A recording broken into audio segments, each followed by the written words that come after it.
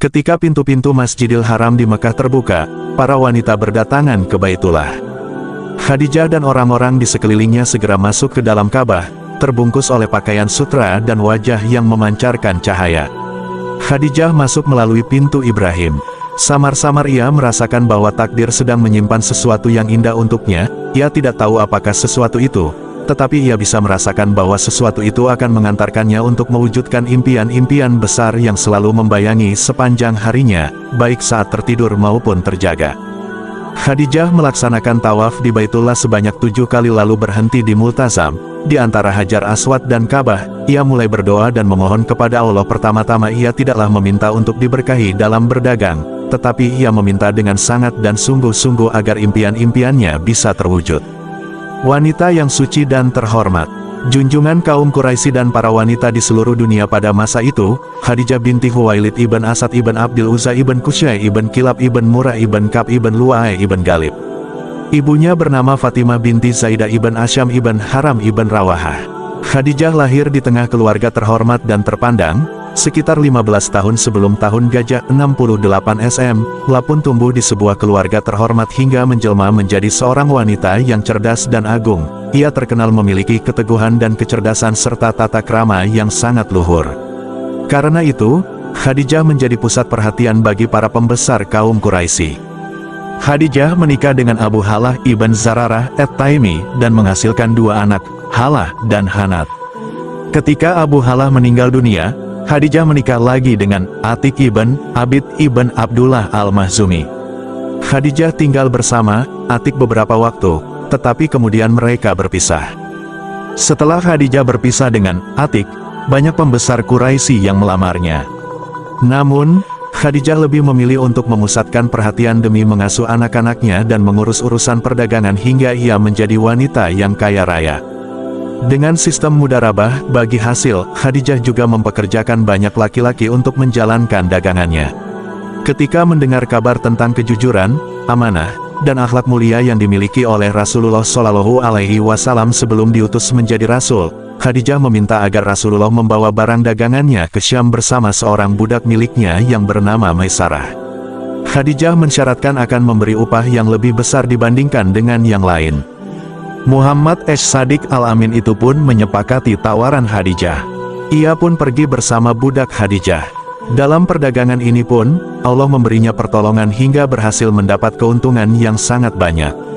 Khadijah sangat senang dengan keuntungan besar yang didapat melalui tangan Muhammad Shallallahu Alaihi Wasallam itu dan kekaguman Khadijah terhadap pribadi Muhammad semakin besar dan mendalam ketika Muhammad Shallallahu Alaihi Wasallam menemuinya. Muhammad adalah pemuda yang ceria, tampan, dan rupawan. Kedua matanya lebar dan sangat hitam, bola matanya. Kedua bibirnya mengalir dengan suara parau menceritakan tentang keuntungan yang mereka dapat. Kali ini keuntungan yang diperoleh berlipat-lipat dari biasanya. Dengan menampakkan wajah gembira, Khadijah berbicara sementara Muhammad Shallallahu Alaihi Wasallam mendengarkan dengan penuh perhatian. Muhammad mampu menjadi pendengar yang baik, diam dengan baik, dan bisa berbicara dengan baik. Ketika diam, beliau menampakkan kewibawaan. Ketika berbicara, beliau menampakkan kecemerlangan dan logika yang cerdas, tidak terlalu jarang dan tidak terlalu banyak. Jika beliau berbicara atau tersenyum, gigi-giginya bersinar putih dan bersih. Khadijah mulai berpikir bahwa Muhammad adalah pemuda yang sekufu baginya. Bahkan, ia merasa telah tertawan oleh spirit Muhammad S.A.W. yang kuat, membuat jiwanya sendiri tunduk sekaligus memancarkan kebahagiaan. Itulah ketakutan orang yang mabuk dan khutlu tunduknya, pecinta. Kepasrahan pecinta dalam memandang orang yang dicintai. Namun, Khadijah berpikir apakah pemuda yang bergelar Al-Amin dan As-Sadiq itu mau menikah dengan dirinya yang sudah berumur 40 tahun. Apakah mungkin Muhammad menerima perasaan seorang janda tua sementara ia berpaling dari gadis-gadis Mekah dan bunga-bunga bara Hashim yang segar? Dalam cengkeraman kebingungan dan rasa gelisah itu, datanglah seorang sahabatnya, Nafisah binti Muniyah. Begitu sang sahabat mengajaknya bicara, segeralah tersingkap rahasia yang tersembunyi. Nafisah menganggap itu sebagai hal yang mudah karena di antara wanita-wanita Quraisy tidak ada wanita yang lebih tinggi nasab dan kehormatannya daripada Khadijah yang kaya sekaligus cantik. Semua orang sangat ingin menikah dengannya, jika itu mungkin. Begitu keluar meninggalkan Khadijah sahabatnya, Nafisah bergegas menuju Muhammad Al-Amin As-Sadiq dan segera memulai pertanyaan dengan sangat cerdas. "Wahai Muhammad, apakah yang membuatmu belum menikah?" Muhammad menjawab, "Aku tidak memiliki biaya untuk menikah." Sambil tersenyum, Nafisah berkata, "Jika engkau dicukupi lalu diajak untuk memasuki pintu kekayaan, kehormatan, dan kecukupan, apakah kamu bersedia?" Dengan penasaran, Muhammad bertanya, "Siapakah ia?" Tanpa menunggu lama, Nafisah menjawab, "Khadijah binti Khuwailid." Muhammad menjawab, "Jika ia mau, aku terima." Nafisah segera menyampaikan kabar gembira itu kepada Khadijah. Adapun Muhammad Al-Amin memberitahukan kepada paman-pamannya akan keinginannya untuk menikah dengan Sayyidah Khadijah. Abu Talib, Hamzah, dan lain-lain segera pergi bertandang ke kediaman paman Khadijah, Amr ibn Asad ibn Abdul Uzza ibn Qusay, untuk meminang Khadijah. Sang paman begitu memuji Muhammad SAW dan segera menikahkan mereka dengan mas kawin 20 anak unta. Setelah akad nikah berlangsung, binatang-binatang sembelihan itu pun disembelih dan dibagi-bagikan kepada fakir miskin. Rumah Khadijah dibuka untuk semua keluarga dan kerabat. Salah satu dari mereka yang hadir adalah Halimah As-Sadiyah, ibunda yang menyusui Rasulullah yang datang untuk menyaksikan pernikahan putranya. Setelah acara selesai, Halimah pulang ke tengah kaumnya dengan membawa 40 kepala kambing sebagai hadiah dari pengantin wanita yang mulia, Khadijah, untuk orang yang telah menyusui Muhammad SAW suaminya tercinta. Wanita junjungan kaum Quraisy yang suci itu kini menjadi istri dari Muhammad Al-Amin dan ia menciptakan banyak bukti yang agung dan indah untuk menunjukkan cintanya kepada suami dan kesiapannya untuk berkorban demi orang yang dicintai. Ketika melihat bahwa sang suami menyukai budaknya, Zaid ibn Haritsah, Khadijah menghibahkan budak itu kepada suaminya. Ketika menyadari bahwa sang suami ingin membawa saudara sepupunya, Ali ibn Talib, ke rumah Khadijah, ia pun menyambut keinginan itu dengan baik. Ia memberi ruang cukup bagi Ali R.A. untuk menimba akhlak dari suaminya, Muhammad SAW. Mereka berdua melewatkan masa-masa damai penuh dengan ketenangan dan kedamaian selama 15 tahun. Allah pun semakin menyempurnakan nikmatnya kepada mereka dengan mengaruniai beberapa putra dan putri, Qasim, Abdullah, Zainab, Ruqayyah, Ummu Kulsum, dan Fatimah.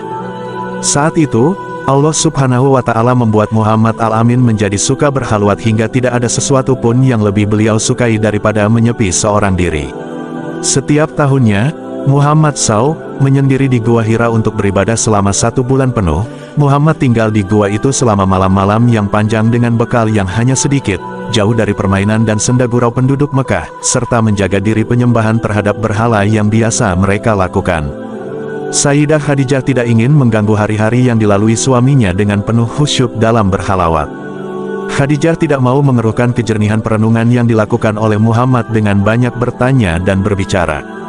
Bahkan, ia berusaha sekuat mungkin untuk memberikan perlindungan dan ketenangan ketika Muhammad berada di rumah. Ketika Muhammad SAW berangkat menuju Gua Hira, kedua mata Khadijah hanya dapat memandangi suami tercintanya dari kejauhan. Walaupun demikian, ia tetap mengutus seseorang untuk menjaga dan mengawasi suaminya dari jauh, tanpa mengganggu khalwatnya. Rasulullah SAW melakukan kebiasaan itu hingga beberapa waktu. Selanjutnya, pada bulan Ramadan, saat Rasulullah berada di Gua Hira, datanglah Jibril alaihissalam membawa suatu kehormatan berupa wahyu dari Allah Subhanahu wa Ta'ala. Ketika fajar menyingsing, Rasulullah SAW bergegas pulang ke rumah dengan penuh ketakutan sampai-sampai tubuhnya menggigil. Beliau berkata, "Selimutilah aku." Khadijah segera merangkul sang suami. Dengan penuh percaya diri dan keyakinan, Khadijah berbisik kepada sang suami, "Allah pasti melindungi kita wahai Abu Al-Qasim, bergembiralah dan teguhkanlah dirimu wahai putra pamanku. Demi Tuhan yang jiwaku ada di tangannya, aku sungguh mengharapkan engkau menjadi nabi bagi umat ini. Demi Allah, dia tidak akan pernah menyusahkanmu karena engkau orang yang suka menyambung silaturahmi, berbicara jujur, menanggung amanah, menghormati tamu, dan membela kebenaran." Hati Muhammad SAW menjadi tenang setelah mendengar ucapan Khadijah tersebut. Beliau kembali menjadi tenang mendengar keyakinan dan keimanan Khadijah terhadap apa yang ia bawa. Sejenak Muhammad beristirahat dan tenggelam dalam tidur yang damai dan tenang. Khadijah menyelimutinya dengan hati yang penuh cinta dan keyakinan. Selanjutnya, Khadijah bangkit dan dengan hati-hati, ia beranjak pergi menuju pintu rumah lalu bergegas menyusuri jalanan yang sepi. Ia melangkah dengan cepat menuju kediaman saudara sepupunya, Waraka ibn Naufal, lalu ia ceritakan sesuatu yang telah dialami oleh Muhammad, suaminya. Waraka tidak memberikan jawaban selain dengan lantang ia berkata, "Kudus, kudus, demi Tuhan yang jiwa Waraka ada di tangannya, jika engkau percaya kepadaku wahai Khadijah, Muhammad Shallallahu Alaihi Wasallam telah didatangi oleh malaikat Jibril yang juga pernah mendatangi Musa dan Isa. Sungguh Muhammad adalah nabi umat ini. Karena itu, katakanlah kepadanya, teguhkanlah dirimu." Khadijah segera bergegas pulang menemui suaminya tercinta untuk menyampaikan berita gembira itu. Setelah itu, ia kembali menemui Waraka dengan membawa Muhammad Shallallahu Alaihi Wasallam agar suaminya itu bisa mendengar langsung kabar yang disampaikan oleh saudara sepupunya tersebut. Begitu berjumpa dengan Muhammad, ia berkata, "Demi Tuhan yang jiwaku berada di tangannya, sungguh engkau adalah nabi umat ini. Sungguh engkau akan didustakan dan disakiti, diusir dan diperangi. Andai saja aku menjumpai hari itu, pastilah aku akan membelamu dengan segala daya dan upayaku." Selanjutnya, Waraka mendekati Muhammad dan mencium ubun-ubunnya. Muhammad Shallallahu Alaihi Wasallam bertanya, "Akankah mereka mengusirku?" Waraka menjawab, "Benar, tidak ada seorang pun membawa kabar seperti yang engkau bawa ini yang tidak dimusuhi. Andai saja saat itu aku masih muda, andai saja saat itu aku masih hidup." Tidak lama setelah itu, Waraka meninggal dunia. Hati Muhammad Shallallahu Alaihi Wasallam menjadi lapang atas kabar yang beliau dengar. Muhammad mengerti bahwa dakwah itu menanggung banyak beban dan inilah sunatullah yang berlaku kepada para nabi dan para juru dakwahnya. Demi dakwahnya yang murni untuk Tuhan semesta alam, Muhammad Shallallahu Alaihi Wasallam hendaklah mengabaikan segala siksaan dan penghinaan yang dilakukan oleh kaum musyrikin. Sayyidah Khadijah adalah orang pertama yang beriman kepada Allah dan Rasul-Nya serta memeluk Islam.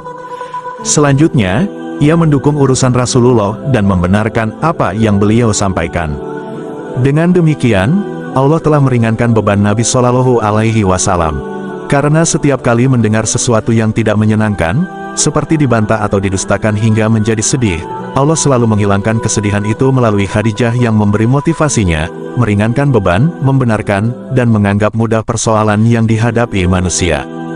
Bahkan, ketika Bani Hashim dan Bani Abdul Muthalib divonis untuk meninggalkan Mekah dengan mengungsi ke rumah Abu Talib, setelah kaum Quraisy mengumumkan perang yang tidak mengenal belas kasih, serta telah menandatangani pemutusan hubungan dengan mereka dan digantungkan di atas Ka'bah, Khadijah tidak merasa ragu untuk meninggalkan Mekah bersama suaminya.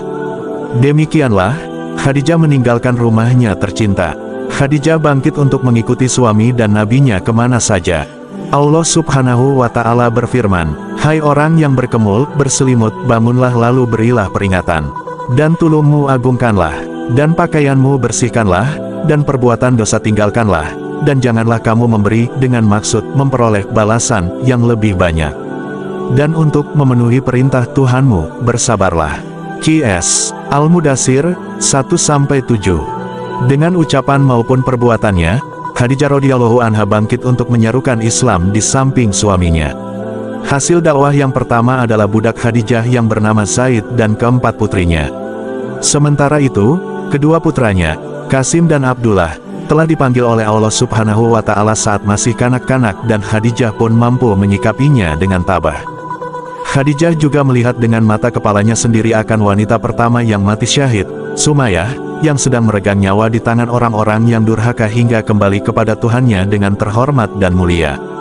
Selain itu, Khadijah juga meninggalkan buah hatinya, Ruqayyah istri Utsman ibn Affan radhiyallahu anhu yang hijrah ke negeri Habasyah demi menyelamatkan agama dari gangguan kaum musyrikin. Khadijah tinggal di rumah Abu Talib dalam masa boikot dan blokade itu selama 3 tahun berturut-turut bersama Rasulullah Shallallahu Alaihi Wasallam beserta para sahabat dan kaumnya.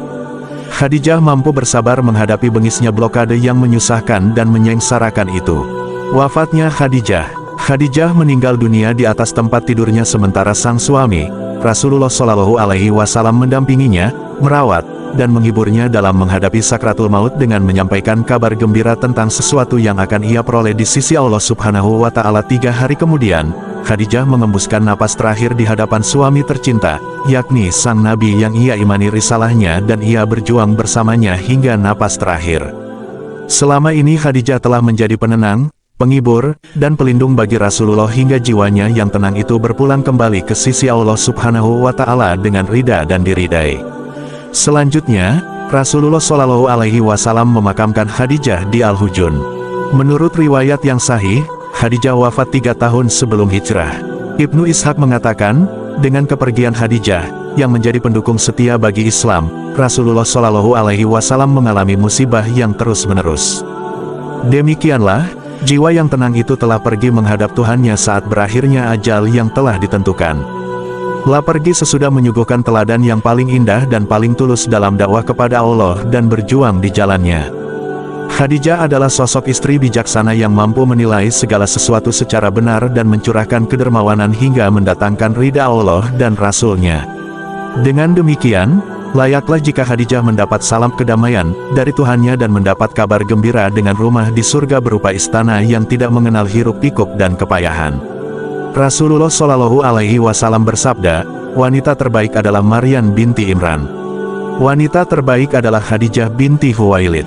Ya Allah, ridhoilah Khadijah binti Khuwailid, junjungan yang suci, Ummul Mukminin. Istri setia dan tulus yang beriman dan berjuang di jalan agama dengan seluruh kekayaan dunia yang dimiliki. Semoga Allah memberikan balasan terbaik baginya. Jangan lupa like, share dan subscribe ya.